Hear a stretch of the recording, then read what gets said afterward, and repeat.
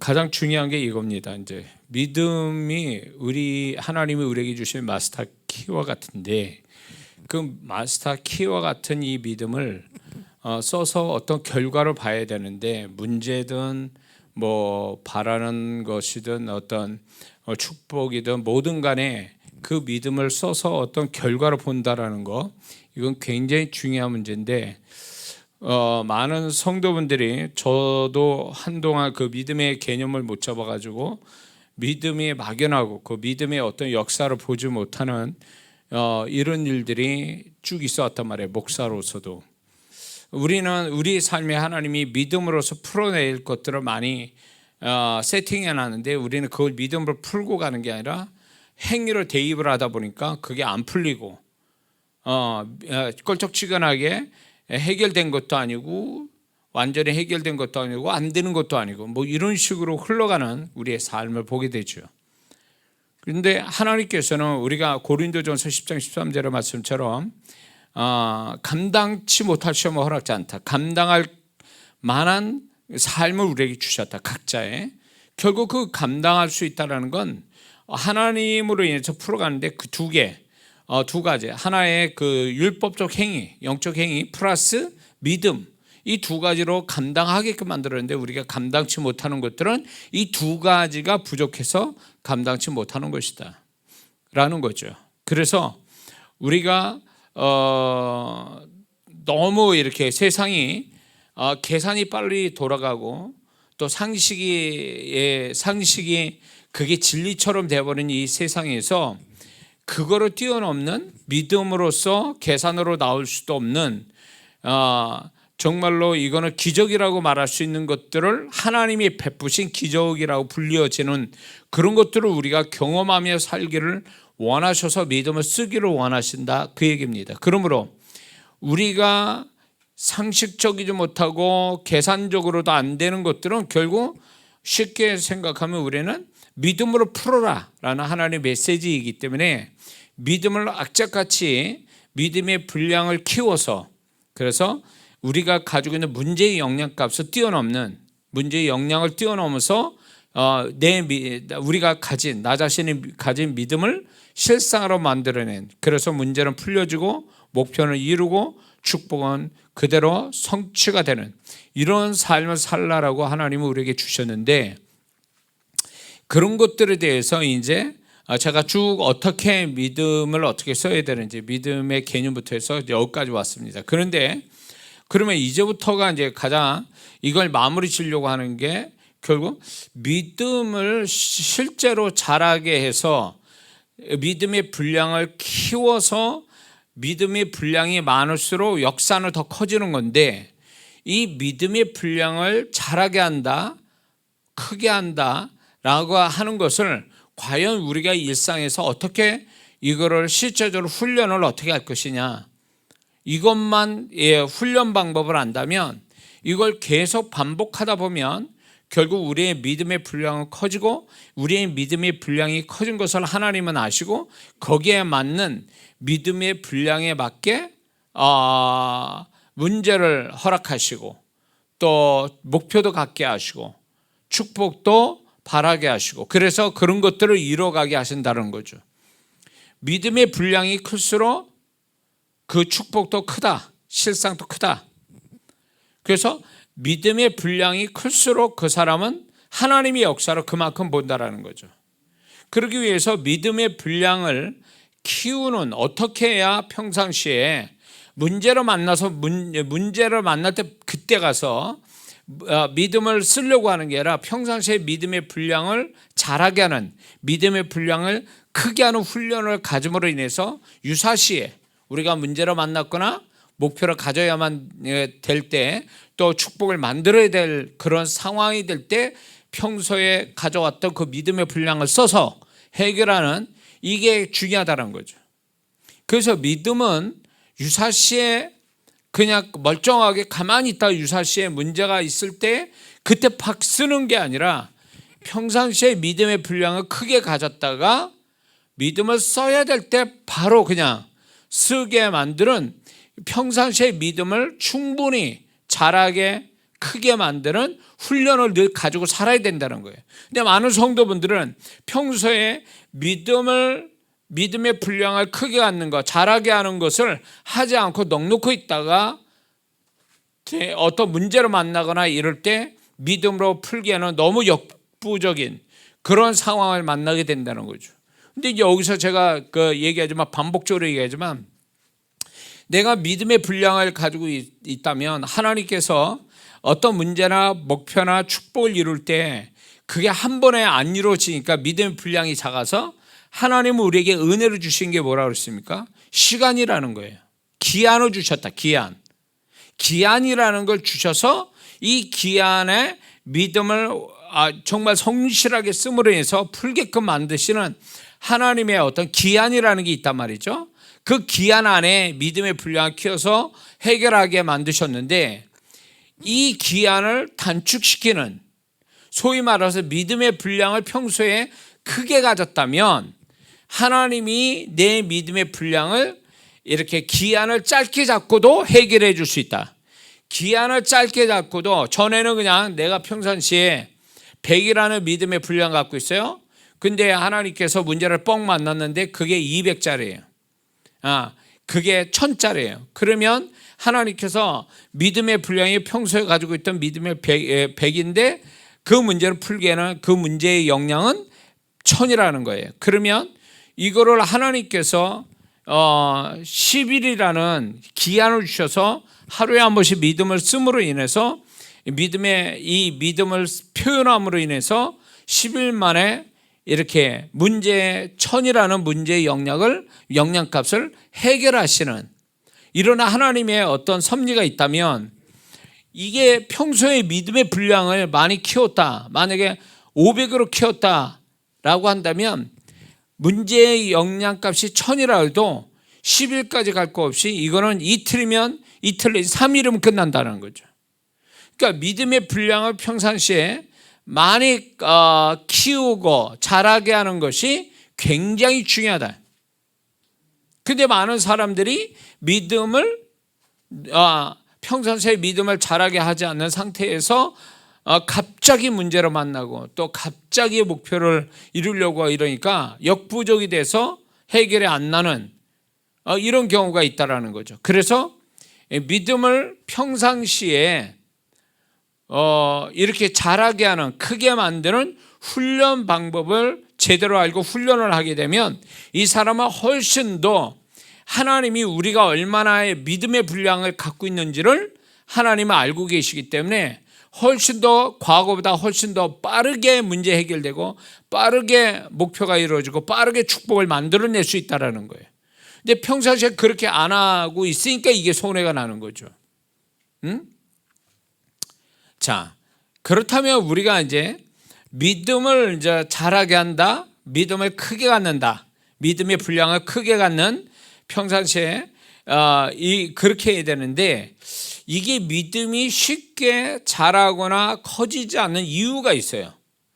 그거는 안팎으로 두 가지 제약을 받는데 한 가지는 믿음이 우리가 생각만큼 이렇게 평상시에 믿음이 자라거나 크지 못하는 이유는 결국 믿음은 뭘로 만들어진다고 그랬어요? 하나님의 말씀으로 만들어지거든요. 하나님의 말씀이 아닌 것 가지고 믿음을 생성할 수는 없거든요. 하나님의 말씀이 내 안에 들어올 때 그게 믿음으로 생성이 되는 건데 믿음이 우리 안에 들어와서 말씀이 우리 안에 들어와서 이게 믿음으로 생성이 되기에는 어떤 저항하고 있는 우리 자신들의 문제가 있다라는 거예요. 우리 자신의 문제. 그거는 뭐냐? 우리가 워낙 죄의 성품을 가지고 태어났기 때문에 죄성이 우리에게 밑바닥에 깔려 있고 그리고 살아가면서 우리 마음 안에 안 좋은 것들이 쌓일 것들이 많다는 거죠. 부정적인 거, 세속적인 거, 죄된 거 이런 것들이 우리 마음 안에 우리 영에도 영향을 미치는 이런 것들이 나도 모르게 쌓였다 이거예요. 쌓여간다 그 얘기예요. 그리고 우리가 회개치 않는 죄 이런 것들이 우리 내 안에 내장돼 있거나, 그 다음에 우리 몰래 들어온 악한 영이 우리 마음 안에서 역사를 할 때에 이 나 자신의 문제로 인해서 말씀이 자리를 잡아 그 말씀이 믿음으로 생성되기에 이런 것들이 방해를 건다, 그거예요. 이런 것들이 장애를 일으킨다, 그거예요. 그래서 가시덤불에 씨 뿌린 비에 말씀하시죠.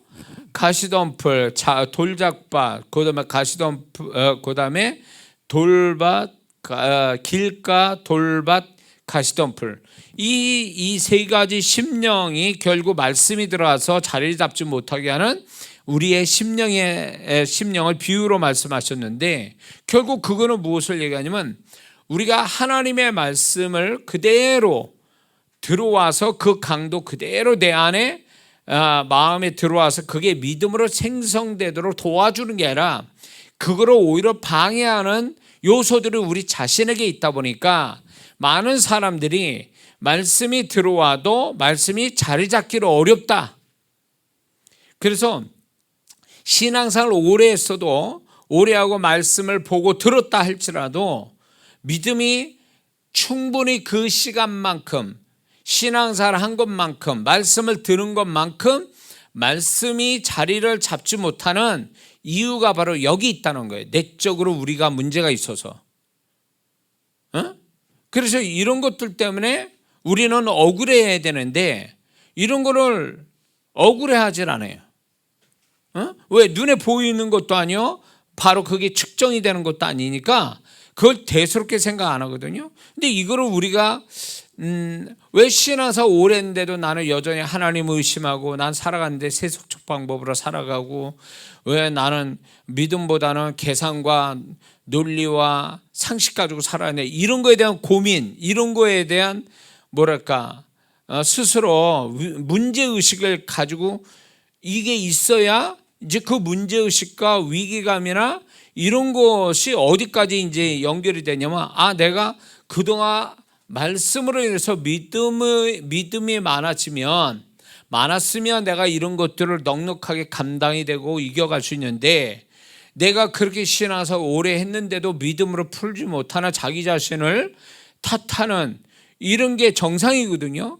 근데 오늘날 신앙생활 오래 했어도 믿음은 거의 없고 믿음으로 풀지 못하고 결국 문제로 만나면 결국 세상적 방법이나 상식이나 내지는 계산으로 풀어가는, 사람으로 풀어가려고 하는 이런 모습을 보면서 이게 문제가 있다라고 생각하는 성도가 얼마나 될까요? 내가 믿는 자서 이렇게 살면 안 되는데, 이렇게 문제를 풀어가는 건 아닌데 라고 하는 이런 문제의식을 갖고 있는 성도가 얼마나 되겠냐, 그 얘기예요. 그러니까 이런 어떤 고민, 이런 문제, 위기감은 어디에서 오냐면 하나님의 말씀을 예수 믿고 구원받은 다음에 하나님의 말씀이 마음에 들어와서 자리를 잡아 정말로 좋은 마음이 돼서 그게 열매를 맺는, 말씀이 열매를 맺게 만드는 이런 어떤 심령이, 온전한 심령이 되지 못하게 하는 죄성이 기본으로 깔고 그 위에 살아가면서 눈으로 보고 듣고 말하는 것들에 부정적이고 세속적인 것들이 마음에 쌓이고, 그 다음에 회개치 않은 죄가 또 거기에다 더 얹어지고, 거기에다가 악한 영이 또 거기다 더 역사를 하고, 이렇게 2중 3중으로 이런 것들이 우리 마음 안에서 작동이 되다 보니까 하나님의 말씀이 들어와서 자리 잡기가 어렵다. 그러다니까 결국 말씀이 자리를 못 잡으니까 믿음이 생성되기가 어렵다라는 게 이게 문제가 되는 거예요. 그래서 믿음이 생각만큼 빨리 자라지 못하고 크지 못한 이유가 내적으로 이런 게 있다, 우리 자신에게 문제가. 두 번째는 이게 뭐의 문제냐면, 우리가 이제 믿음을 써야 되는데 믿음을 이렇게 쓰지 못하게 하는 어떤 환경적 요소, 다시 말해서 세상은 다 돈으로 돌아가고 계산으로 돌아가고 상식으로 돌아가고 합리적 논리적인 걸로 돌아가는데, 이런 것들이 결국 내가 믿음을 표현해서 믿음을 쓰는 데에 제약을 받는다는 거죠. 이런 것들이 결국 뭐냐, 방해를 하는 거죠. 이런 것들이 그 믿음을 쓰지 못하게 조롱하고 믿음 쓰지 못하게 가로막는 것이 환경적 요소가 있다 보니까 안팎으로 믿음이 자리 잡고 믿음을 표현하는데 이게 방해 요소가 많기 때문에 이 두 가지 요소 때문에 우리는 믿음이 생각만큼 확확 안 자라고 크질 못한 이유가 여기 있다라는 것입니다.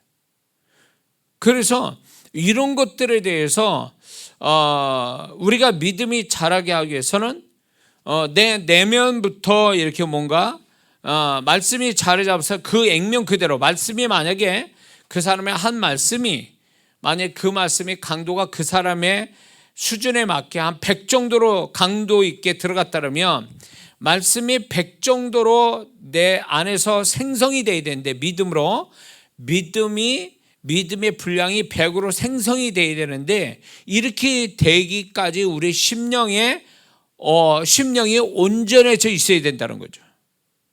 응? 좋은 땅에 뿌려졌다는 것은 말씀이 좋은 땅에 뿌려졌다는 건 긍정적인 마음 가지고 그 말씀을 인내로 결실하는 자라 그렇거든요. 그러니까 좋은 마음을 가지는 사람, 이 좋은 마음을 가진 사람이 이게 결국 말씀이 들어와서 자리를 잡고 믿음으로 생성되는데 아주 기본이 되어주는 마음이라는 거죠. 그러니까 신앙생활, 믿음을 누가 더 잘 갖느냐, 같은 신앙생활에도 착하고 좋은 심령, 그런 사람이 훨씬 더 믿음이 더 크다라는 거예요. 더 크게 가질 가능성이 있다는 거예요. 왜? 방해하고 제약을 받는 심령의 문제가 없기 때문에 그렇다는 거죠. 그리고 이 믿음이 어떤 식으로든 표현이 되는 환경을 가져야 되는데 그 환경을 못 갖게 되면 믿음을 내 안에 만약에 100이라고 있어요. 100의 믿음이 표현이 100으로 나와야 줘야 되는데 그런 환경을 가지면 좋은데 이 사람이 그 믿음을 100으로 표현되게 방해하고 제약을 하고 이렇게 방어하는, 이렇게 막는 것들이 너무 많다 그거예요. 그러면 마음 안에 100이라는 믿음이 있으면 뭐 하냐고. 그게 100으로 표현이 돼야 비로소 믿음의 역사가 오는 건데 표현이 안 돼. 표현할 수가 없어. 그러면 마음속에 믿음이 100이 있는들 무슨 소용이 있어요? 표현되는 게 10도 안 되고 20도 안 된다면 제로 상태라면 그 사람은 믿음은 역사할 수 없다라는 거예요. 그래서 우리가 믿음을 마음껏 표현할 수 있는 환경을 갖는 거, 이건 대단히 중요하죠. 만약에 이 사람이 교회에서 말씀 듣고 자기 나름대로 개인 신앙을 통해서 말씀이 100 정도 들어왔어요. 말씀이 들어와서 믿음이 100 정도 됐어요. 근데 예수 안 믿는 가정이야. 핍박하는 가족이 있어. 그리고 직업이 죄된 직업이야. 안 믿는 친구들이 드글드글해. 그러면 믿음을 어떻게 표현해 그거? 믿음을 표현할 수가 없잖아요. 그러니까 이 사람은 믿음을 100으로 소유하고 있어도 그 소유가 마음 안에만 있지 표현돼서 그게 100으로서의 기적을 보지 못하게 만드는 거죠. 그래서 믿는 자가 이렇게 내면에 어떤 이런 방해 요소가 없는 온전한 마음, 착하고 좋은 마음 갖는 것도 중요하지만 이 믿음이 표현될 수 있는 환경을 스스로 만드는 것도 대단히 중요하다는 거죠. 이 사람이 믿음을 쓸 수 있는 어떤 방해되지 않는 가로막는 것이 없는 환경을 갖는다는 거 굉장히 중요한 겁니다. 근데 믿음을 가졌는데 환경은 믿음을 쓸 수가 없어. 그러면 방해하고 막는 것들이 있어. 그러면 이 사람은 평생 가도 믿음의 역사를 못 보는 거죠. 그래서 믿는 자는요, 자기만 잘하면 되는 게 아니라 적어도 자기가 가지고 있는 삶의 어떤 환경에 내 믿음을 마음껏 표현할 수 있는 환경을 개척해 가야 돼요. 정말 그것이 차라리 개척이 안 되면 다른 데를 가야 돼요. 그래서 어떻게든지 믿음을 표현할 수 있는 환경을 가지고 있어야 된다는 거죠.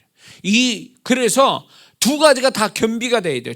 착하고 좋은 마음 플러스 믿음을 표현할 수 있는 어떤 영적인 환경, 이런 것들이 반드시 있어야 된다는 거죠.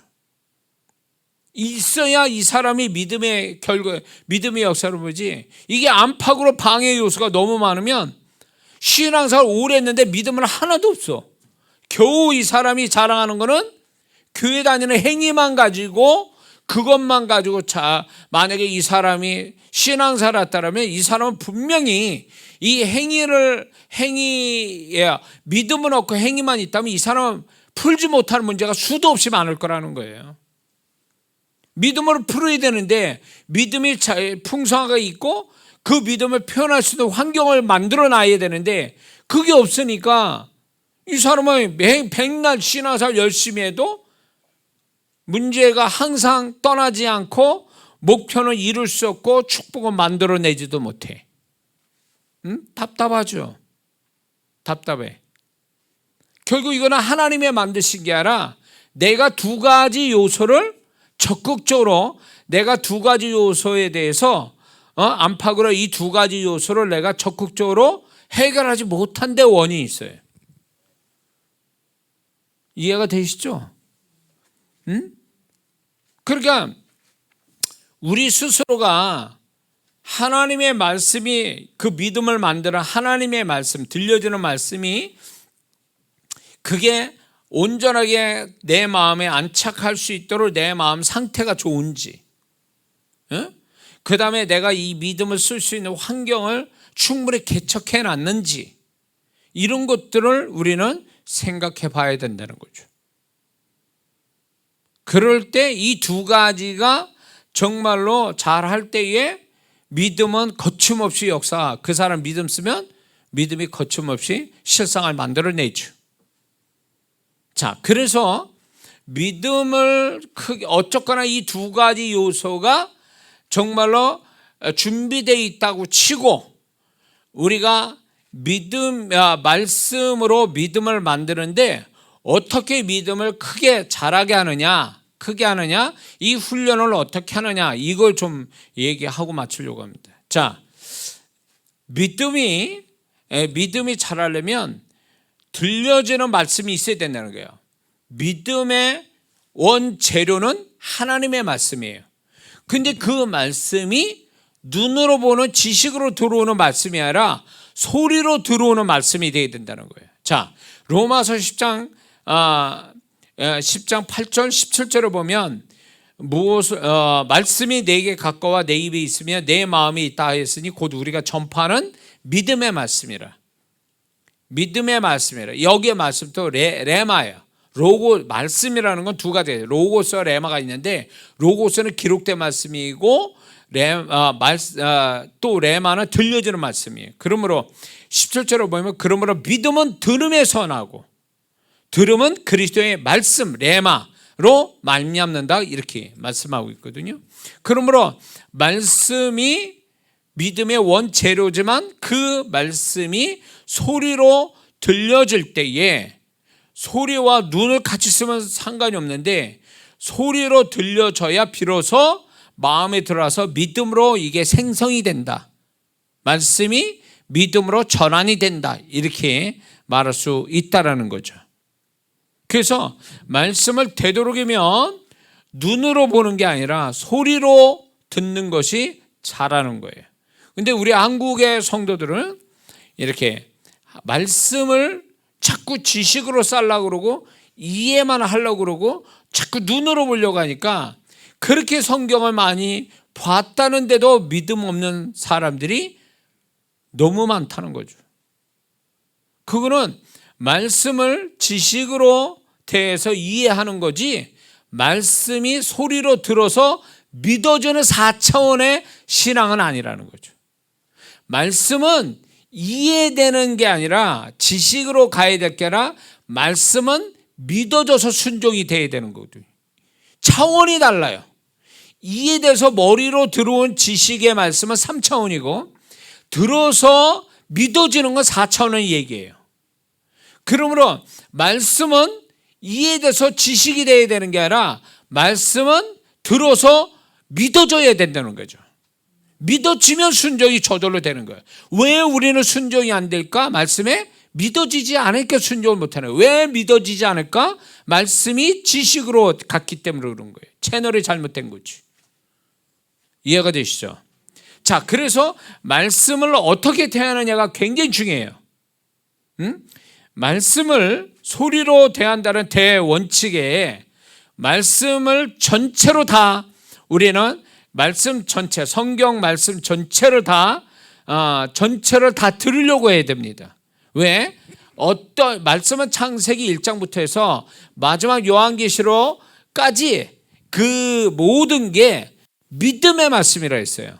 그러니까 어느 부분은 믿음이었고 어느 부분은 믿음, 이런 말씀이 아니라 성경은 모든 게 통틀어 모든 게 믿음의 말씀이라는 거예요. 전체가 다. 그러니까 우리가 하나님의 말씀을 그렇게 소위 말해서 편식하면 안 돼요. 세상 말로 말씀을 자기가 좋아하는 쪽으로 그것만 자꾸 편식을 하는 말씀이 되면 이 사람은 잘못된 신앙으로 가기가 쉬워져요. 이단이 그런 거 아니에요? 이단들이 지네들이 원하는 말씀만 짜증게 해가지고 속이는 거잖아요. 그러니까 많은 성도분들이 하나님의 말씀을 액면 그대로 그 말씀을 다 내가 섭취하려고 하는 자세가 있어야 되는데 우리는 그 말씀을 안 본단 말이에요. 레위기나 제사법이라 골치 아파서 안 보고, 또 다른 책은 뭐 역사서라 재미도 없고, 그러니까 자기가 좋아하는 것만 봐요. 성경을. 그게 편식하는 거예요. 하나님의 말씀을. 그러니까 하나님은 이 말씀을 우리가 지식으로 이해될 것도 있지만 그것이 주가 아니라 말씀을 처음부터 끝까지 말씀을 대함으로 인해서 말씀에 대한 어떤 그 말씀 안에 있는 전체적인 어떤 믿음을 갖게 하려고 하나님이 역사하시거든요. 그래서 말씀을 어느 한 부분만 보는 건 위험스럽다. 그렇게 보면 안 된다. 그거죠. 자, 그래서 하나님의 말씀을 우리가 뭐 어디 부분부터 뭐 창세부터 볼 건 없어요. 그냥 자기가 좋아하는 쪽부터 시작해가지고 전체를 다 말씀을 듣는 게 굉장히 중요해요. 자, 그렇다면 말씀을 듣는 게 중요한데 그러면 어떻게 듣느냐가 이제 중요해요. 말씀을 하나님의 말씀을 들을 때 되도록이면 빠르게 크게 듣는 것이 유리해요. 빠르고 크게. 그러니까 우리는 말씀을 이렇게 좀 시간도 전략하고 말씀에 강도 있게 들어오기 위해서 집중을 하거든요. 집중을 하는데 빠르게 좀 들으면 집중도가 더 높거든요. 그리고 크게 들을수록 말씀의 강도를 크게 받을 수 있어요.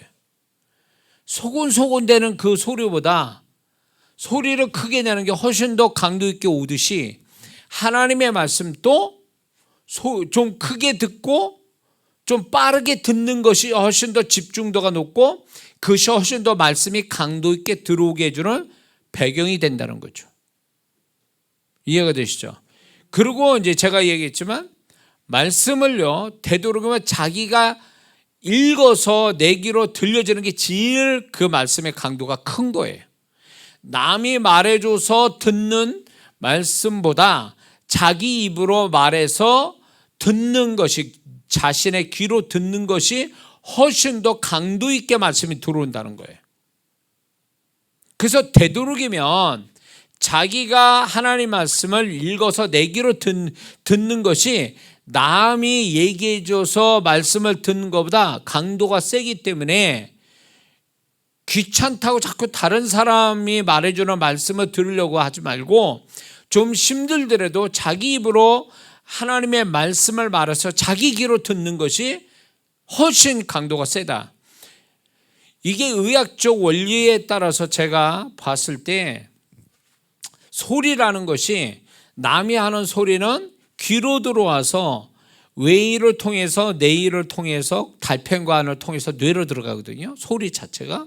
근데 자기가 말을 하면 턱뼈를 통해서 뇌로 바로 들어가요. 속도가 달라요. 그리고 강도가 달라요. 그래서 이런 게 있죠.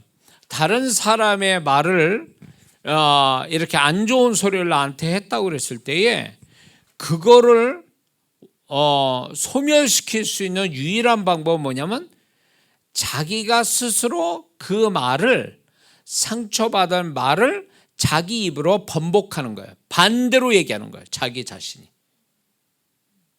그러면 그게 그 상처받은 소리가 사라진다는 거예요. 왜? 내가 말한 것이 훨씬 더 최종적인 권위를 갖기 때문에 그래요. 내 귀에 들어올 때에 내가 말한 그것이 최종적인 권위를, 다른 사람의 말보다 훨씬 더 강도 있는 권위를 갖게 된다는 거예요.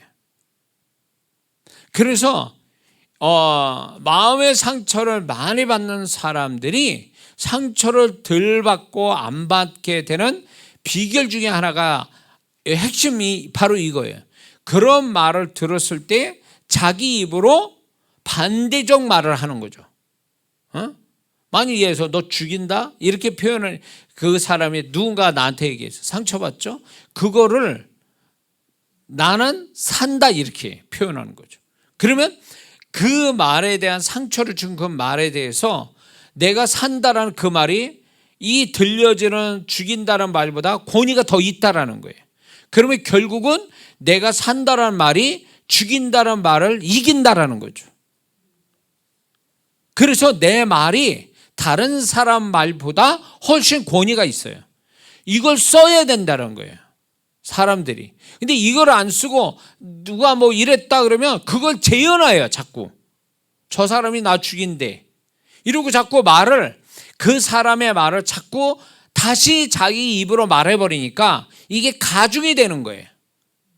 이 사람이 처음에 나한테 말할 때 이게 100 정도의 강도로 나한테 부정적 말을 했어요. 근데 내가 다시 표현을 해. 표현하게 되면 이게 가중이 되니까 200도 되고 300도 되는 거예요. 그리고 이제 그렇게 돼가니까 결국 나는 그 말에 대해서 이제 내가 불을 지르는 거지. 내가 처음에 들어온 그 말에 내가 이제 그다음부터 내가 불을 지르는 거예요. 결국 자기를 더 고통스럽게 만드는 거거든요. 그러니까 이거를 끊어버리려면 누가 뭐래든 간에 내가 스스로 벽을 향해서, 벽을 보면서 얘기해도 돼요. 아니면 누구를 향해서 말을 해도 돼요. 그건 아니다. 난 이렇게 생각해. 난 나 자신에게 나는 이렇게 축복하고 있어. 나는 이게 좋은데? 이런 식으로 내가 말을 하게 되면 내 말의 권위가 남의 말을 이겨먹는다는 거죠. 한 번에 안 되면 몇 번 하면 결국 이기게 돼 있어요. 이게 상처를 덜 받는 비결이고 나 자신을 축복하는 비결이 바로 여기 있어요. 이해가 되시죠? 그러니까 하나님의 말씀을 남이 들려주는 하나님 말씀보다 내 입으로 내가 말해서 내가 듣는 것이 훨씬 더 강도 있다. 그렇게 하는 게 제일 좋다. 그래서 이슬람교 코란을 가지고 공부하는 애들이나 그 다음에 그 유대인들의 그 토라를 가지고, 제가 TV에 언젠가 봤는데 거기에서 보면 왜 유대인들의 신앙이 2000년 넘도록 나라 없이 살아도 목숨을 걸고 신앙을 어떤 세대 차이 없이 하나님의 말씀을 그렇게 지키고 지금까지 왔을까의 비결이 뭔지 아세요? 하나님이 구약에 그 말씀을 강론하고 소리내어 말을 하고 묵상하라 이렇게 얘기하시거든요. 그 묵상하고 이런 것들이 결국 뭐냐면 말을 하는 거예요. 그러다 보니까 어느 대학인데 이제 율법대학이에요. 그 학생들이 뭐가 있냐면 토론을 해요. 그래가지고 토라를 가지고 서로 주거니 받거니 막 말을 한단 말이에요. 그 서로 안식일에도 말씀을 강론하며 그 말씀을 서로 나누며 이런 것들이 결국 뭘 얘기하냐면 말씀을 자기 입으로 말함으로 인해서 그 말씀의 강도를 그 말씀에 새기는 거예요. 그렇기 때문에 그것이 결국 그 신앙을 목숨을 버려서도 그 신앙을 지키는 이유가 여기 있는 거예요. 유대인들이. 이슬람교 애들이 그 신앙을 지킬 수 있는 것도, 죽음을 불사고 지키는 것도 그들이 그거를 계속 말을 하기 때문에 그런 거예요. 근데 우리는 그렇게 하나님 말씀을 말합니까? 교회에서는 목사만 얘기해. 성도들은 하나님 말씀을 얘기 안 해. 에? 이게 문제예요. 목사는 성경을 얘기하고 있는데, 말씀을 표현하고 있는데, 성도들은 들은 말씀을 표현하는 게 아니라 자기의 성경 말씀을 표현하는 게 아니라 세상 얘기하고 있어. 다른 얘기, 인간적이고 세상적인 얘기. 그러니 그 사람이 입에서 나온 소리가 그거니까 결국 뭐가 되냐? 들은 말씀이 소멸되는 거야. 목사님이 설교한 거를 자기가 끝나고 세상적 말을 하고 인간적 말하는 걸로 해서 들려진 말씀을 다 소멸시켜버리는 거죠. 원래 말씀이 들어왔으면 그 말씀을 자기 입으로 또 내뱉어야 되거든. 소위 말해서 되새김질을 해야 된단 말이에요. 근데 말씀을 되새김질을 안 해요. 그러다 보니까 말씀이 마음 안에서 자리 잡기가 쉽지 않다라는 거죠. 왜? 믿는 자들은 말씀을 먼저 많이 자기 입으로 내뱉어야 그 말씀이 살아 안에서 역사하고 그 말씀이 결국 내 심령과 내 영혼과 내 삶, 내 주변과 내 삶을 그 말씀이 역사하게끔 이끌어가는데, 표현된 소리로 나온 말씀이 없다 보니까 그러니까 말씀의 능력을 못 갖는 거예요. 말씀이 믿어지지도 않는 거예요. 말씀대로 순종하기가 어려운 거예요. 응? 이해가 되시죠? 그래서 말씀을 자기 입으로 말하는 것이 좋다. 그리고 여기서 더 강도 있게 나가는데, 자, 들려지는 말씀이 남이 말씀을 듣는 것보다 내 입으로 말하는 것이 훨씬 더 강도가 세다. 여기서 더 강도가 세게 하는 방법이 있어요. 그게 뭐냐면, 하나님의 말씀을, 제가 이제 이거를 몇 번 얘기한 것 같은데 아마 유튜브 상에도 있을 것 같아요. 이게 뭐냐면, 말씀을 들을 때에 눈을 사용하는 거예요. 그게 뭐냐? 눈을 어떻게 사용하냐면, 말씀을 들었을 때 눈으로 그 말씀을 그대로 떠올리는 훈련을 하는 거예요. 말씀을 떠올리는 훈련. 그거는 뭘 얘기하냐면, 태초에 하나님이 천지를 창조하셨느니라. 그러면 이 말씀을 그냥 우리는 듣고 말잖아요. 그런데 이 말씀을 한 번 더 강도 있게 내가 말씀이 내 안에 자리 잡기 위해서 생각이라는 걸 쓰는 거예요. 다시 말해서 그 말씀을 다시 떠올리는 거예요. 글자를 그대로 내가 떠올린다 생각하고 글자를 박는 거지. 허공에 눈을 감고 그냥 그 글자를 내가 띄운다 이렇게 생각해도 되고요. 그렇게 되면 그게 결국 들려지는 말씀에 눈으로 또 그 말씀을 내가 이미지화 시키니까 이게 강도가 더 세지는 거예요. 근데 이것이 성령께서 저한테 가르쳐요. 이것이 영감을, 하나님이 주신 영감을 받는데 굉장히 중요한 통로 역할을 해요. 이것이. 저도 몰랐어요, 이거를. 이렇게 훈련을 성령께서 이거를 얘기한 사람 없거든요. 근데 저는 이거를 이제 20년 전에 이거를 성령께서 가르쳐 주시고 이 훈련을 했단 말이에요.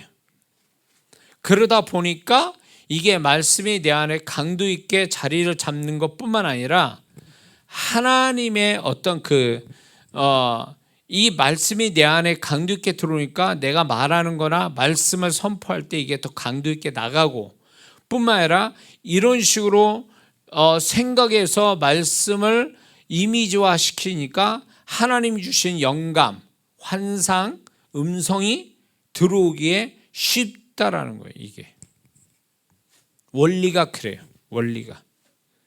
자, 그런데 말씀을 이게 정상 속도에서 듣는 것보다 여기에다가 더 배가 되는 게 강도 있게 받으려면 정상 속도가 아니라 조금 빠른 속도로 들으면 이게 더 강도가 세져요. 왜냐하면 그만큼 집중해야 되고 집중하는 가운데서 말씀이 들어오는 거니까 훨씬 더 강도가 세져요. 그러니까 같은 말씀인데 그냥 눈으로 보는 사람과 말씀을 소리로 들어온 사람이 다르고, 소리로 들었다 해도 자기가 말해서 자기 귀로 들은 소리하고 남이 말해준 소리가 또 차원이 다르고, 자기가 말을 했어도 그거를 빠른 속도로 말하는 게 또 틀리고, 또 들려진 자기가 이제 녹음을 시켜서 자기의 말씀을 눈으로 이미지화 시켜 이러면 또 차원이 또 달라져요. 이게 차원의 버전이 계속 높아지는 거죠. 이렇게 되면서. 그런데 여기에서 더 하나가 더 놀라운 강도 있게 말씀이 내 안에 자리 잡게 하는 또 하나의 방법이 뭐냐면 말씀의 느낌을 받으려고 하는 거예요. 느낌. 말씀의 느낌. 왜 그러냐?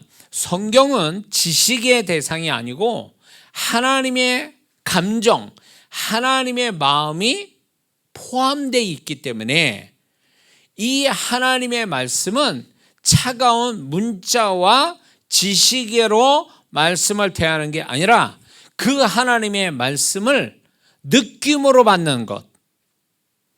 이 말씀의 그 문자화된 말씀을 소리로 들을 때에 문자가 소리로 전환될 때 이게 엄청난 버전이 되는 거거든요. 근데 그 소리에다가 느낌을 받는다면 이건 엄청난 버전이 되는 거예요.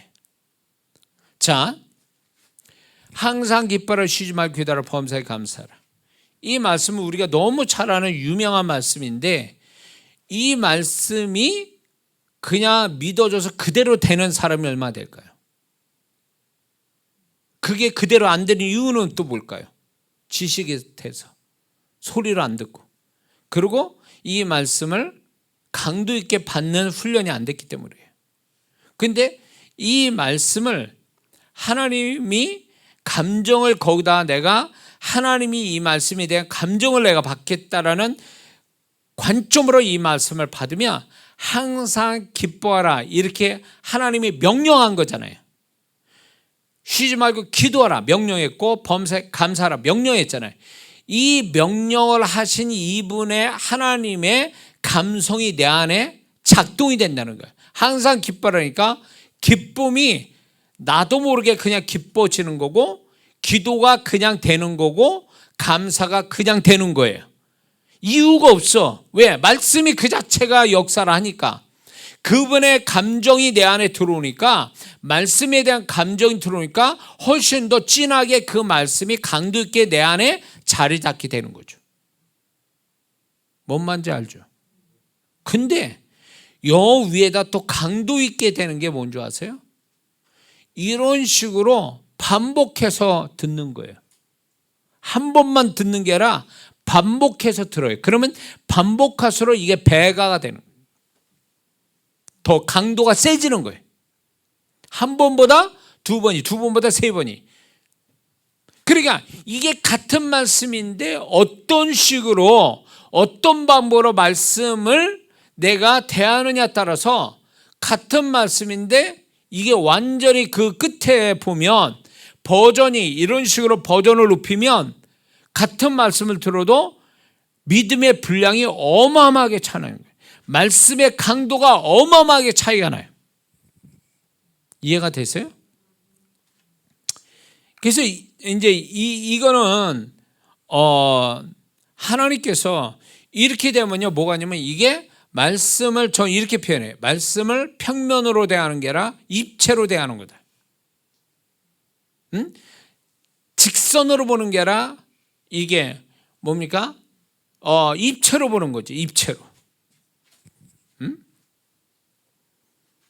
그러니까 하나님의 말씀이 이런 식으로 입체적으로 내게 와닿으면 믿어질 수밖에 없고, 믿어진 자가 말을 하면 그 말씀의 능력이 나오게 돼 있는 거예요. 그래서 제가 이 설교자분, 왜냐하면 이걸 제가 이거를 원리를 배우고 엄청 훈련했거든요. 엄청 훈련했거든요. 그리고 제가 말씀의 속도를 어디까지 올려서 내가 그 말씀을 이미지화 시키는가에 대해서 제가 여기 녹음돼 있거든요. 여기 이게 뭔 말인지 못 알아먹을 만큼 굉장히 빠른 속도로 성경을 읽는 그거를 만들어 가지고 그걸 들으면서 이렇게 그 말씀을 이미지화 시키는 거죠. 그 글자를 띄우는 거죠. 그렇게 되면 처음에는 한 글자 한 글자 이렇게 글자로 만드는데 이게 훈련이 되어지면요, 사진 찍듯이 돼요. 그냥 한 번에 툭 한 구절이면 한 구절로 그냥 사진을 찍듯이 그냥 한 번에 되는 거예요. 그렇게 되니까 말씀의 강도가 내 안에 들어오니까 나도 몰랐는데 그 말씀을 선포할 때에 그 말씀의 강도가 나타나는 거예요. 성도들에게서. 그래서 저는 그때만큼 그때 열심으로 지금 해야 되는데 저도 그 부분에 좀 제가 아쉽다. 나 자신한테 열심히 부족하다 이런 생각 듭니다. 그러나 성령께서 가르쳐주신 이 방법을 가지고 제가 메시지를 전하고 또 성령 사역할 때 이런 기적들이 나타나는 이 배경이 바로 여기에 있어요. 그리고 이 부분에 대한 말씀들을 저는 그때부터 붙잡고 있었거든요. 그 말씀을 나에게 역사할 수 있는 성도들에게 축복이 될 수 있는 말씀을 따로 뽑아서 그거를 이제 쭉 얘기하겠습니다. 그거를 따로 고백하고 이런 훈련을 했단 말이에요. 그거를. 그랬더니 그게 이제 집회에서 나타나는 거예요. 그게 제 입을 통해서. 그리고 이제 눈을 감고 그 말씀을 띄우는 작업하니까 환상을 보는 것들이 하나님 주시는 계시와 이런 어떤 그분의 마음을 받는 것이 수월해졌다. 이 정도 얘기하면 뭔 말하는지 아는 사람이 있을 거예요. 자, 그렇다면 이렇게 말씀을 이렇게 해야 된다라고 할 때, 말씀 전체를 그렇게 들어야 된다라고 할 때 그 다음에 해야 될 작업이 뭐냐면 자신에게 필요한 핵심 주제 구절 말씀을 따로 만들어야 돼. 핵심 구절. 그러니까 이거는 뭘 얘기하는 거냐면 자신한테 맞는, 자신한테 필요한, 자신한테 중요한 말씀을 따로 띄워놓는 거죠. 전체 말씀 듣고 자기한테 정말 중요하고 필요한 거. 예를 들어서 이 사람이 병들었어요. 그러면 건강에 관한 말씀을 다 뽑는 거죠. 이 사람은 가난해, 부여에 대한 말씀을 다 뽑아야 돼. 그래가지고 그거를 자기 거로 이렇게 소위 말하면 그 핵심 구절을 이제 소위 말해서 두 가지 패턴으로 만드는 거예요. 두 가지 형태로. 그게 뭐냐? 액면 그대로 말씀 그대로 표현하는 거. 그 하나의 패턴이 있고 형태 있고 또 하나는 고백 형태가 있죠. 나는 이 말씀은 나의 것이다라는 고백 형태로 만드는 두 가지 형태가 있어요. 어떤 타입으로 만들든 간에 이렇게 자기한테 필요한 말씀을 그거를 뽑아서 그거를 계속 소위 말해서 저는 이걸 할 때 어떻게 했냐면 녹음을 시켰어요. 녹음을 내 목소리를 다 녹음시키고 들으면서 내 목소리니까 그거는 들으면서 또 이미지화 시키고 이런 작업을 한창 했어요. 엄청 많이 했어요. 그래서 이 말씀을 핵심 구절을 만들 때 몇 장 몇 절 그거 넣으면 복잡해져요. 그러니까 그 말씀 내용만 하고 끝에 가서는 아멘을 붙이는 거예요. 왜? 말씀에 아멘하는 것이 안 하는 것보다 훨씬 더 그 말씀에 내가 강도 있게 들어오게 해주는 비결이거든요. 아멘이라는 아멘 하는 그 말 자체가. 그래서 그렇게 만드는 거예요. 그런데 여기서 자 원래 우리가 알거니와 그리스도께서 우리 부유하신 자로서 가난하게 되시면 우리를 부유하게 하시기 위해서 가난하게 되심이라. 고린도서 8장 9절이죠. 8장 9절이죠. 그 말씀을 그냥 액면 그대로 그냥 내 핵심 구조로 딱 뽑아가지고 소리내서 막 해요. 근데 이 액면 그대로 말씀을 고백하는 것도 좋지만 이거를 나의 말씀으로 다시 전환시켜서 말씀을 하는데 고백 형태로, 나의 고백 형태로, 믿음의 고백 형태로 만드는 거예요. 하나님의 나를 부욕해 하셨다, 이렇게 단순하게 그렇게 말한다면 이 고백 형태도 세 가지가 있어요. 세 가지 형태, 언어 표현법이 세 가지가 있단 말이에요. 첫째는 선포형, 하나님이 나를 부욕해 하셨다. 그 다음에 감사형이 있어요. 하나님이 나를 부욕해 하시니 감사합니다. 세 번째는 선포형이, 명령형이 있어요. 나는 이제 부욕해 되라, 이런 식으로 예수의 이름으로 나는 부욕해 되라, 이런 세 가지 형태로 말씀인데, 그게 말씀인데 세 가지 형태로 다시 만드는 거예요. 하나의 형태는 말씀 그 액면 그대로 고백하는 거고, 두 번째는 이렇게 나의 고백처럼 세 가지 언어 표현법으로 다시 또 만드는 거예요. 이해가 되시죠? 자, 그런 다음에 이거를요 어떻게 하냐, 어떻게 하는 게 제일 중요한데, 처음에는 이거를 하기 전에 방언을 좀 하고 해야 돼요. 왜냐면 말씀이 영이기 때문에 이 말씀이 3차원적인 소리가 아니라 영의 말씀이라면, 영과 이 내 말이 곧 영이여 생명이다 그랬으니 말씀은 4차원적인 거기 때문에 4차원적인 말씀이 내가 그대로 받아들일 채널이 되려면 내 영이 움직여져야 되거든. 그러니까 방언을 먼저 하는 거예요. 방언을 좀 한 다음에 그 말씀을 드디어 이제 소리내서 이렇게 한국말로 하고, 처음에 한국말로 하고 그 다음에는 방언으로 하는 거예요. 또 방언으로 눈은 고백을 보고 방언으로 그 고백을 읽어나가는 거죠. 이거를 제가 이렇게 얘기하는 건 제가 이렇게 했기 때문에 그래요. 그래서 이렇게 해서 제가 축복을 받은 사람이기 때문에 이거를 이렇게 하다 보면 무슨 현상이 오는 줄 아세요? 말씀을, 나한테 필요한 말씀들을 딱 이렇게 두 가지 형태로 크게 말씀 그 자체, 그 다음에 세 가지 형태 고백, 나의 고백 이렇게 만들면 말씀이 한참 반복해서 고백하다 보면 말씀이 다 강도가 같지 않아요. 느낌이나 말씀의 강도가 다 똑같지 않아요. 어느 말씀은 나한테 엄청 강하게 오고 어느 말씀은 좀 약간 멀리 있는 것 같이 느껴지고, 이게 뭘 얘기하는 줄 아세요? 그 말씀이 이 사람한테 가까우면, 강도 있게 오면 그 말씀이 이 사람한테 소위 말해서 역사가 쉬운 말씀이에요. 그리고 빠른 말씀이고 그 말씀의 역사가 곧 온다라는 사인처럼 오는 거예요. 이게 계시적인 거예요. 그리고 어떤 말씀은 좀 먼 듯하다 그러면 믿음 고백을 더 많이 해야 될 부분이고, 좀 그게 이루어지려면 또 시간이 가야 되는, 이런 식으로 이해가 돼야 되는 거예요. 이해가 된다 말이죠. 그래서 이 말씀이 구절이 19절을 쳐요. 19절인데 19절이 다 느낌과 강도가 다른 걸 나중에 알게 돼요. 한참 하다 보면.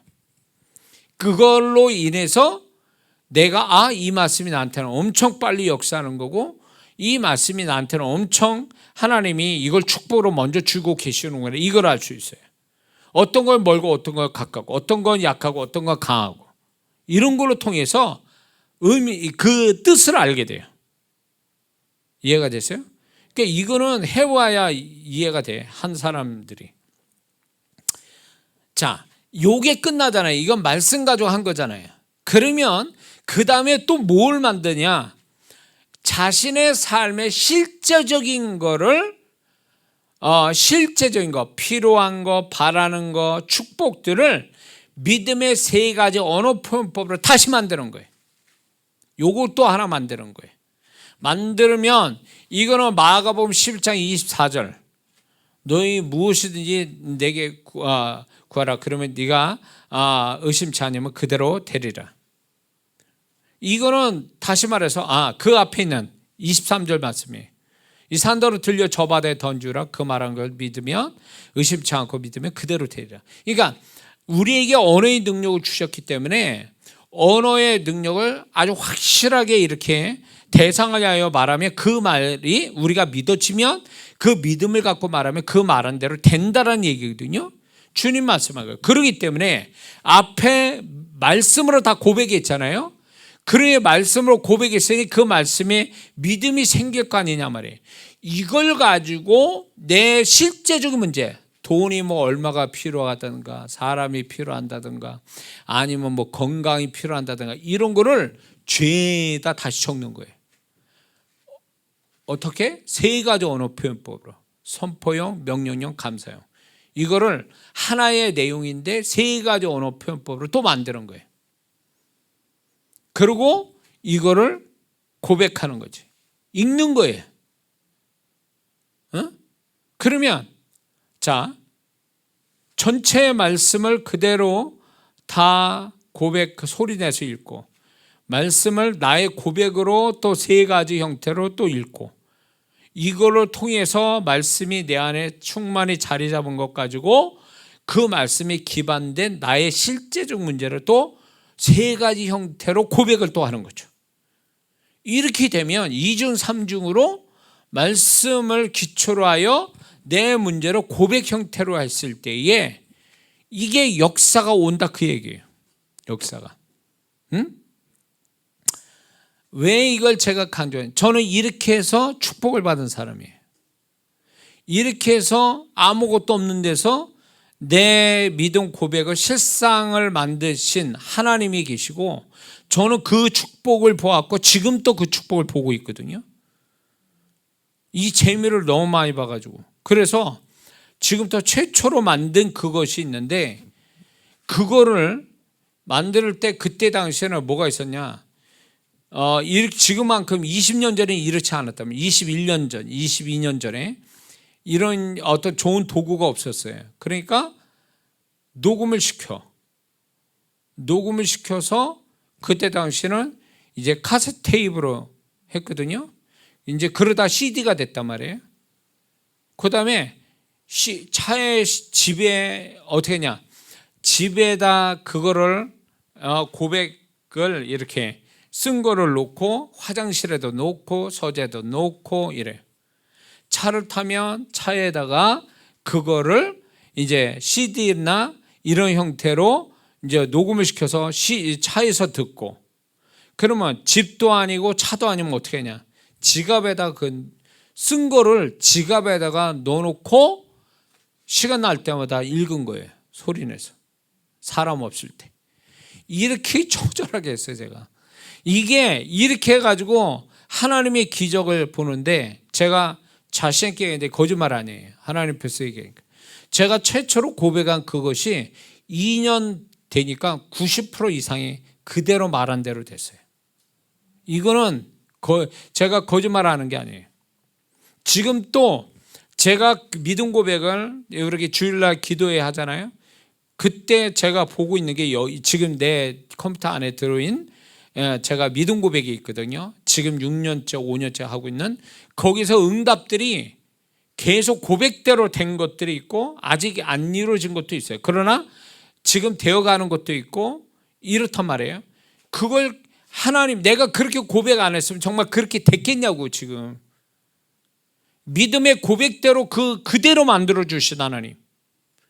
그러니까 그런 재미가 있어요. 그래서 우리의 언어가, 그래서 여기서 중요한 건 말씀의 능력과 언어의 능력을 이해하고 있어야 돼요. 그래야 비로소 우리가 고백되어질 때 이게 실상을 만든다. 언어로 믿음이 표현될 때 그 언어의 믿음이 실상을 만드는 것을 경험하게 되는 거거든요. 이거 제 유튜브 설교를 많이 들은 분들이 이걸 알 텐데 다시 반복해서 얘기하는 거고 모르는 사람 위해서도 얘기하는 겁니다. 자, 무슨 얘기인 줄 아시겠죠? 예. 이거를 하느냐고 만드냐고 하루 종일 걸리는 거예요. 이거를 전체 성경을 다 뒤져보면서 지금 내게 필요한 게 뭐냐, 난 돈도 필요하고 형통도 필요하고 건강도 필요하고 사람도 필요하고 교회 부흥도 필요하고 이거를 성경으로 다 뽑는 거예요. 약속의 말씀을 다 뽑아가지고 내 걸로 만드는 거지. 그건 하나님 우리한테 허락하신 거잖아요. 나한테 내가 쓰라고 주신 거잖아요. 그러니까 마음껏 쓴 거죠 뭐. 근데 그 말씀 그대로 실상이 나오게 된 거죠. 예. 자, 그래서 하나님 어떻게 해주실지 이해 안 돼요. 신앙이라는 게 결국 저는 그걸 통해 또 한 가지 깨달은 게 뭐냐, 하나님은 디테일한 걸 좋아하신다. 두리뭉실한 거, 신앙이 좋아지면 좋아질수록 디테일할수록 하나님이 아주 디테일한 하나님을 만나요. 디테일해야, 세밀해야 하나님이 세밀하게 역사하는 하나님 본단 말이에요. 조윤규 목사님이 그 4차원 영적 세계에도 한 일화를 얘기하시는데, 본인이 책상을 갖고 싶다 그랬어요. 그러니까 하나님이 야, 어떤 책상을 원하니? 그러니까 저 선교사님 가진 마호가니 그 책상을 갖고 싶습니다. 그걸 기도해라. 그래가지고 그 선교사님이 떠나갈 때 진짜 목사님한테 그 책상을 주고 갔다는 거예요. 그렇게 응답. 그러니까 하나님이 또 자전거 사건에서도 자전거를 주세요. 그러니까 어떤 자전거를 원하냐. 그러니까 이제 그 선교사님 가졌던 자전거든가 뭐 하여튼 그 자전거를 달라고 하나님께 구했더니 그대로 그걸 주셨다는 거예요. 그러니까 이걸 보면서 저도 이제 깨달은 게 뭐냐면, 하나님은 어릴 때는 두리뭉실하게 해서도 하나님은 알아서, 어린아이가 뭐 표현하지 못하잖아요. 그러니까 엄마가 알아서 막 이렇게 주는 경우가 있잖아요. 그런데 애가 크면은 정확하게 얘기해야 되잖아요. 그래야 부모가 정확하게 뭘 도와줄 수 있잖아요. 그것처럼 우리가 하나님 앞에 정확하게 말하면, 세밀하고 정확하게 말하면 하나님이 그걸 분명히 이루어 주시는 걸 우리가 본다는 말이에요. 근데 우리가 너무 두리뭉실하게 하니까 하나님이 어디서 어떻게 역사하는지도 모르는 거예요. 그러니까 감사할 줄도 모르는 거고. 그래서 이게 믿음 고백이라는 게 말씀의 고백도 있지만 나의 실제적 말씀으로 기초된 나의 실제적 문제를 아주 사실적으로 아주 세밀하게 이렇게 하는 거죠. 그러면 이제 하나님, 만약에 대해서 올해 뭐 내가 뭐 어떤 일이 이렇게 성사가 된다 이렇게 표현해요. 만약에 날짜까지 다 적어놓고 이렇게, 설사 그게 뒤로 넘어가더라도 정확하게 얘기하면 하나님께서 내 믿음의 분량에 맞게 정확한 날에 올 수도 있지만 내 믿음의 분량 안 될 때는 넘어서라도 역사를 하신다 그거지. 그러니까 정확할수록 좋다는 거예요. 정확할수록. 자, 그래서 이제 말씀 고백, 그 다음에 말씀으로 인한 나의 말씀을 가지고 나의 세 가지 형태의 고백, 그 다음에 나의 실제적인 문제나 축복이나 목표를 실제적인 걸 만들어 놓고 세 가지 언어 표현법으로 다시 말하는 것, 이렇게 하게 되면 하나님께서 이제 굉장히 우리에게 언어가 소리가 아니구나, 언어는 실제로 가져오는 능력이구나, 믿는 자의 언어를 이거로 경험하게 된다는 거죠. 자, 우리가 문제를 만났을 때는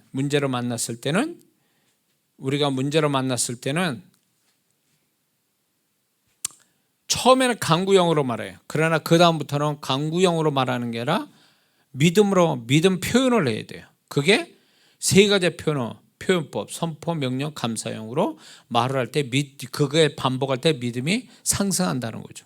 자꾸 강구형으로 말한다는 것은 결국 내가 그 전에 말한 건 다 내가 안 믿는다라는 논리가 되기 때문에 강구형으로 계속 말을 해서는 안 된다라고 저는 얘기합니다. 우리가 문제가 해결될 쯤 되면 그 믿음의 분량이 차면 반드시 계시와 성령의 감동이 온다. 그리고 환경적 증거를 주신다. 이런 걸 우리가 좀 알고 있을 필요가 있습니다. 그리고 이제 축복이나 목표를 이루기 위해서 우리가 믿음을 활용할 때에 합당한 말씀을 먼저 찾는 거예요. 그리고 그 말씀을 고백을 계속하는 거죠. 그래서 그 말씀이 젖어가지고 내가 믿음이 생길 때 비로소 이제 내가 축복과 목표를 이제 고백을 하는데, 여기서 중요한 게 있어요. 만약에 이거를 자기 믿음의 분량에 맞게 고백을 해야 되는데 터무니없이 고백을 한다 라고 한다면, 이 사람은 그게 자기 믿음의 분량을 넘어서 말하는 거기 때문에 이건 믿음의 표현이 아니에요. 자, 예를 들어서 이 사람은 자기 믿음을 전체를 다 써도 돈으로 표현할 때 이 사람은 1,000만 원만 말할 수 있어요. 1,000만 원까지가 이 사람이 믿음의 분량의 최대치예요. 근데 이 사람이 마음껏 부른다고 해서 나는 뭐 며칠에 10억을 번다 뭐 이런 식으로 해버리면 이건 믿음이 아닌 거예요. 객기 부리는 거지, 허풍 떠는 거지. 그러면 이 사람은 말은 보장을 안 해주세요, 하나님이. 왜? 그 사람이 나오는 건 믿음의 분량에서 말하는 게 아니고 허풍에서 나오고 객기에서 나오는 거기 때문에 이거는 믿음의 소리가 아니라 인간적인 어떤 신념이나 허풍에서 나온 얘기이기 때문에 역사를 못 본다는 거예요. 그러니까 자신의 믿음의 분량에 맞게 말을 해야 된다는 거예요. 그러면 믿음의 분량이 맞냐 안 맞냐, 이거는 어떻게 하냐면 하면 할수록 힘을 받는다, 뭔가 힘이 생긴다, 소망이 생긴다, 이건 그 사람 믿음의 분량에 맞게 말을 한 거예요. 근데 하면 할수록 안 될 것 같은데, 불안한데, 이런 마음이 들면 이건 벌써 오버된 거예요. 스스로 그렇게 체크할 수가 있습니다. 이해가 되시죠?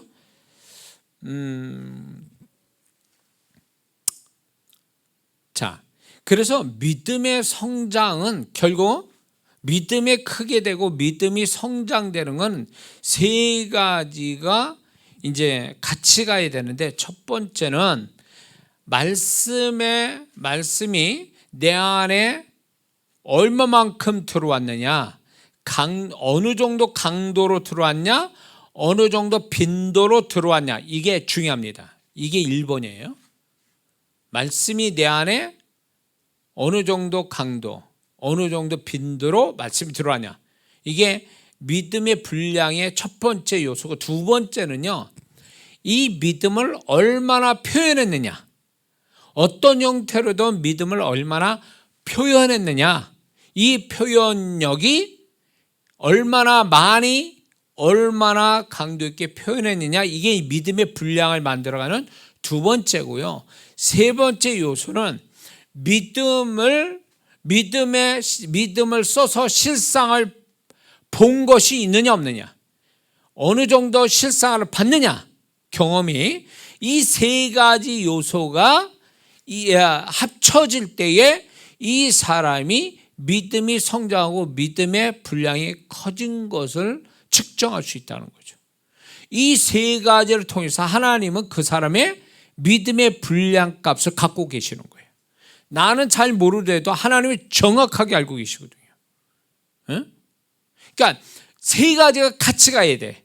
마음속의 말씀이 있고 표현하고 또 실상을 보고, 이게 실상을 보는 그 자체가 뭐가 있냐, 하나의 능력이 되는 거예요. 이게 하나의 실상 보게 되면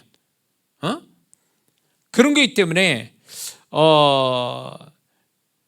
믿음의 분량을 하나님이 너는 평생에 이것만큼만 가져라, 하나님이 그렇게 말한 적 없어요. 어느 누구도. 이 사람이 믿음의 분량을 무제한으로 키울 수 있어요. 하나님은 그러기를 바라셔요. 왜? 믿음의 분량은 크면 클수록 하나님, 이 믿음의 역사가 클 것이고 그것이 하나님께 크게 영광이 되는 거니까 성령께서는 계속 우리의 믿음의 분량을 계속 키워가도록, 크게 가지도록 우리를 계속 부담을 주시고 자꾸 열심히 내도록 하신다, 그거예요. 이해가 되시죠? 자, 그렇다면 이제 이렇게 해서 믿음의 분량이 커가는 거 이제 이해가 되셨죠?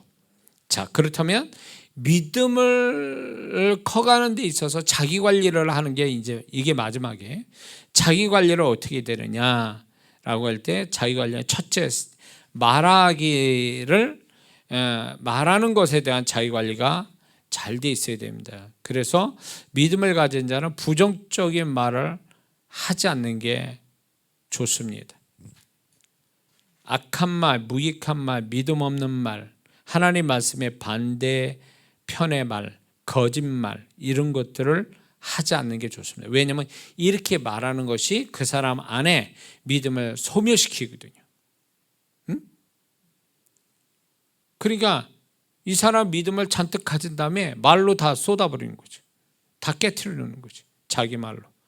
그래서 마귀는 자꾸 우리 말을, 악한 말을 자꾸 잘못된 말을 쏟아내게 만들어요. 그래서 그 말의 역사를 보게끔 할 뿐만 아니라 내면의 믿음도 파쇄시킨다는 거죠. 그래서 되도록이면 방언기도를 많이 해야 돼요. 왜냐하면 방언기도를 많이 하면 언어가 성령의 통제를 받거든요. 혓바닥이. 그래서 긍정적 언어, 영적인 언어, 성령께서 감동 주신 언어를 많이 쓰려고 해야 됩니다. 그럴 때 그게 믿음이, 내 안의 믿음이 이제 더 증가할 수 있다라는 거죠. 자, 믿음에 있어서 두 번째 관련, 생각을 잘 관리를 해야 됩니다. 생각을 관리를 어떻게 하냐? 생각이 좀 단순화시켜야 돼요. 복잡한 생각은 믿음을 약하게 만든다. 단순화시키고 긍정적 생각을 많이 해야 된다는 거죠. 그리고 중요한 게 뭐냐? 믿음의 상상을 많이 하는 게 좋습니다. 믿음의 상상. 그러니까 지금을 보는 게 아니라 잘 되어진 그 다음을 상상하는 거예요. 이 상상력은 혼적이면서도 영적 영향을 미쳐요. 잘 들으세요. 상상력은, 상상을 한다는 것은 혼적인 생각의 영역이지만 이것이 결국 뭐로 가져오냐? 영적인 영향을 주는 것이 된다는 거예요. 그래서 상상하는 게 좋다. 그럴 때 믿음의 상상은 성령께서 역사하게 만들어주시는 계기가 되거든요. 그리고 생각에 있어서 세상적 영상, 죄된 영상은 소멸시켜야 됩니다. 이것 때문에 우리의 믿음이 깨지는 게 되거든요. 그리고 이제 믿음이 자라기 위한 세 번째 관련은 자신의 감정을 다스리는 것. 그래서 마음의 상처가 없어야 되고, 마음의 상처가 많으면 결국 믿음 사용하는데 방해 요소가 됩니다.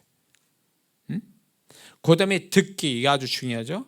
듣기의 관리를 잘해야 되는데 악한 말, 부정적인 말, 세속적인 말 이런 거를 되도록 듣지 않는 게 좋아요. 그거는 내 안의 믿음을 파쇄시키는 영향력을 갖게 됩니다. 그래서 로마서 10장 17절 믿음은 들음에서 나고 그 들음은 그리스도. 믿음은 들음에서 난다 그랬으니까 믿음이 만약에 다른 사람의 어떤 말을 자꾸 듣게 되면 그게 믿음이 돼버리는 거예요. 그래서 사기꾼 말을 처음에는 아유 저 거짓말 하지만 자꾸 들으면 나중에 진실처럼 여겨지고 그 말을 믿게 되죠. 그러니까 사기꾼의 전략이 뭔지 아세요? 반복해서 말을 하는 거예요. 이단들의 특성이 뭔지 아세요? 반복해서 말을 하는 거예요. 좌파에 있던 사상을 사람들을 이렇게 세뇌시켰는데 어떻게 하는지 반복해서 말을 하게 해요. 이게 굉장히 무섭죠. 그러니까 뭔가를 자꾸 듣는다는 것은 그거에 대해서 내가 믿음을 갖게 된다는 뜻이거든요. 그래서 우리가 안 좋은 걸 자꾸 들으면 자기도 모르는 새에 그거에 대한 믿음이 생겨버리는 거예요. 그래서 위험하다. 그래서 우리는 살아가면서 이 우리가 말하는 거나 듣기나 보는 거나 이런 것들에 대해서 계속 예수님 보혈과 성령의 능력으로 털어내는 작업을 쉼 없이 해야 돼요. 그렇지 않으면 나는 기껏 들어왔어. 근데 이게 이런 요소로 인해서 내 믿음이 자꾸 깨지는 거죠. 믿음이 깨져버려요. 그렇게 되면 결국 쌓아놓은 믿음이 결국 내가 이런 것을 관리를 못해가지고 믿음이 깨져버리니까 결국 그 사람은 하나님의 역사를 보기가 어렵다. 믿음을 통해서. 이런 요소에 다 깨져나가는 거죠. 그래서 이런 것에 대한 자기관리가 중요하다는 걸 잊지 말아야 될 줄 믿습니다. 그리고 회개를 잘해야 된다는 거죠.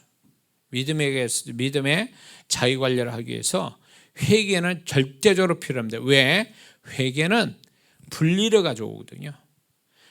창세기에도 죄가 하나님과 우리 사이, 아담과 하와 사이를 다 분리해 놨잖아요. 그게 죄의 특성이에요. 그러니까 우리가 회개치 않는 죄는 결국 뭐를 하냐? 우리 안에 있는 믿음을 분리시켜버려. 분해시킨다고. 그러니까 이 사람이 내면에 100이라는 믿음의 분량이 있어요.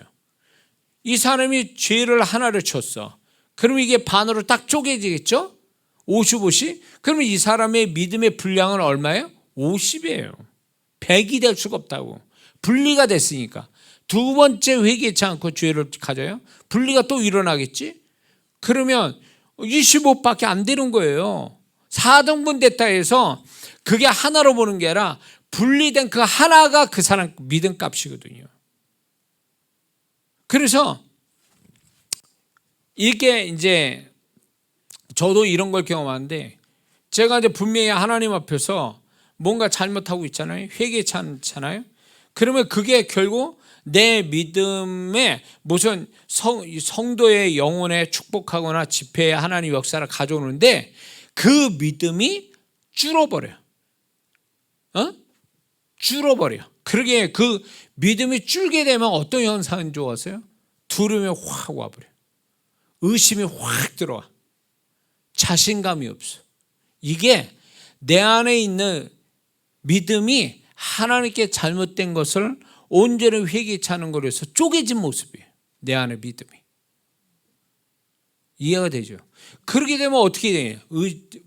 두려움이 오죠. 의심이 오죠.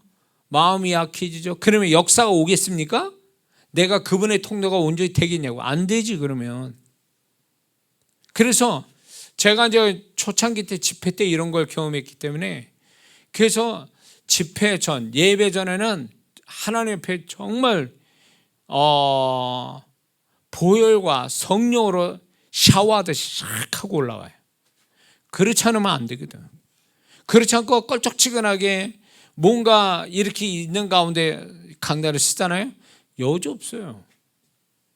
결국 제 사역도 결국 주님이 나를 쓰신다라고 하는 어떤 내가 믿음을 가지고 사역을 하는 거거든요. 근데 이 믿음이 깨져버렸어. 내가 여러 가지 이 형태로 잘못된 걸로 인해서.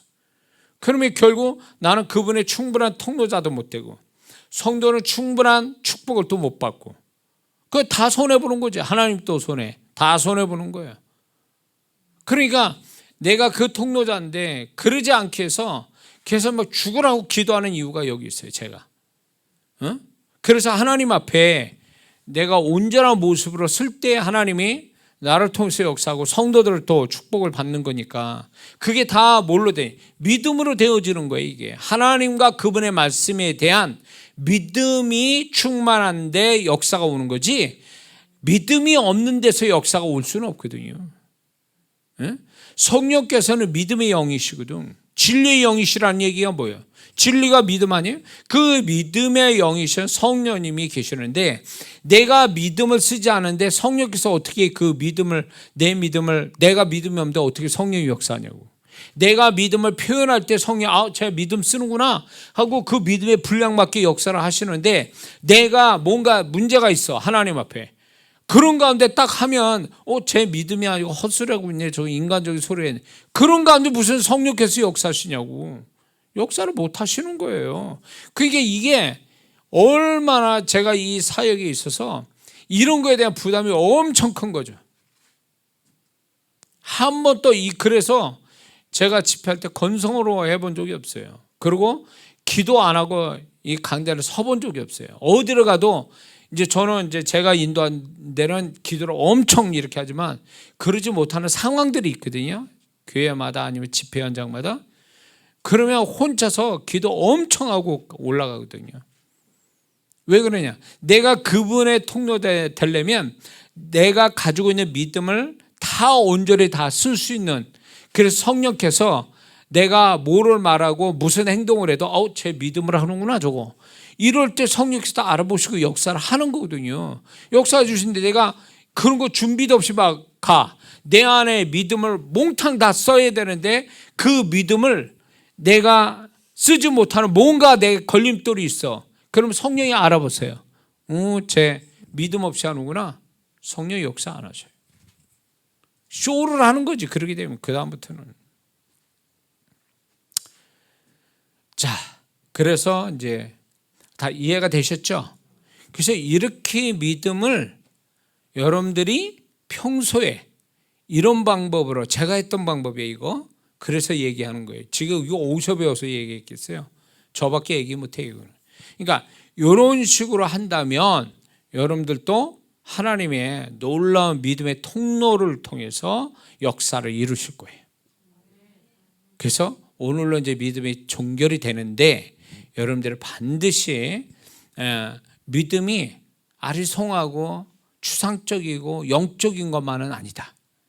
믿음은 우리의 믿음은 돈이 되고 떡도 되고 건강도 주시고 모든 걸 해낼 수 있는 마스터 키와 같은 실상을 만드는 능력이라는 사실을 알고 그 믿음의 실상을 많이 보시게 주의 이름으로 축원합니다. 기도하겠습니다.